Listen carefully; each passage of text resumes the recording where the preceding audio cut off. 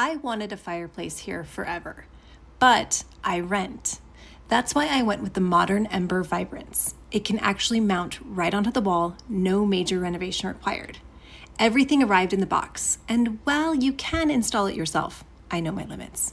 So I called in a professional to measure everything, get the bracket screwed in, and make sure it was centered perfectly. Once the cover was off, it was time to get it on the wall. And by get it on the wall, I mean I called in reinforcements. 2 strong boys later, she was up.